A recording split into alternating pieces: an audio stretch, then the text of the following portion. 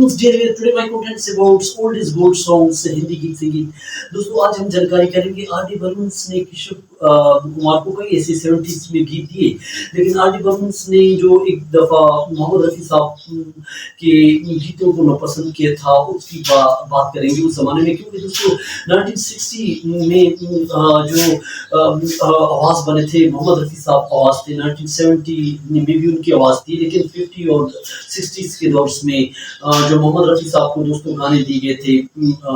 जो दोस्तों R D Burman ने कहा कि मोहम्मद रफी साहब ने सारे फ्लॉप गाने गाए हैं, क्योंकि दोस्तों आर डी बर्मन के लिए मोहम्मद रफी साहब ने शुरू में स्टार्टिंग में जो गाने गाए थे, अगर आप रिसर्च करके देखें, जो 50s में 66 में उन्होंने तीसरी मंजिल में जो गाना गाया था, जिसमें एस डी बर्मन के साथ जो उनके गाने हैं, जिसमें ओ हसीना जुल्फों वाली ओ हसीना जुल्फों वाली, ये गाना जो दोस्तों मोहम्मद रफी साहब ने एक अलग मूड में गाया था आशा भोसले के साथ, उनका दीवाना जैसा जो गाना गाया था। और कई ऐसे गाने जो मोहम्मद रफी साहब ने 66 से 71 तक जो अमर प्रेम पे और भारत भूषण के द्वारा उनकी फिल्मों में जो उनके उस जमाने में जो हीरो की जो उन्होंने आवाज़ दी थी, लेकिन दोस्तों हर हीरो को मोहम्मद रफी साहब अपने एक हिसाब से स्टाइल से गाते थे। तीसरी मंजिल में दोस्तों जो आर डी बर्मन ने कई बार जो मोहम्मद रफी साहब को रिटेक दी, लेकिन मोहम्मद रफी साहब वो कहते हैं कि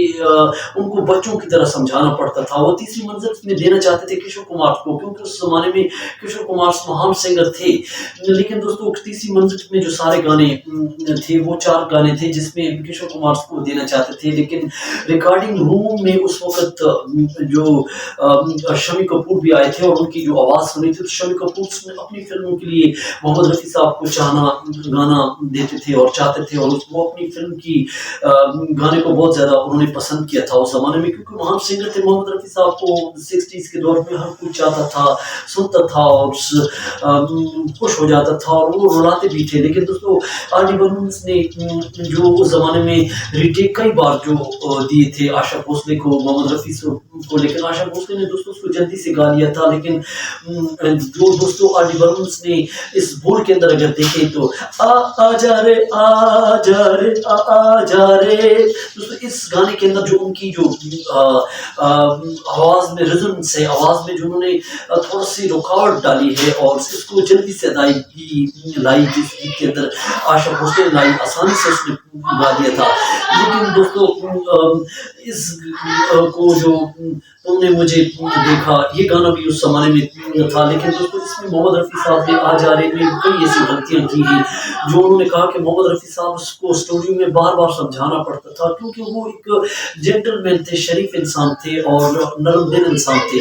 लेकिन दोस्तों फिर भी महान सिंगर्स ने उनसे कुछ नहीं कहा और दोस्तों मोहम्मद रफी साहब ने गा दिया। लेकिन दोस्तों आर डी बर्मन की जितनी कितनी फिल्मों के अंदर जो उनको एस डी बर्मन साहब को जो उस जमाने में शोहरत दी वो मोहम्मद रफी साहब ने दी, महान सिंगर थे मोहम्मद रफी साहब दोस्तों। लेकिन उस जमाने में ट्रेंड थोड़ा बदल चुका था, आवाज़ों में जो रेजोनेंस थी, आवाज़ों में जो मॉडर्न कल्चर की आवाज़ें हैं, जिसमें दोस्तों देखी तो किशोर कुमार को ज़्यादा गाने दिए गए। दोस्तों आपकी क्या राय है? महान सिंगर दोनों थे, हमें कमेंट्स दें।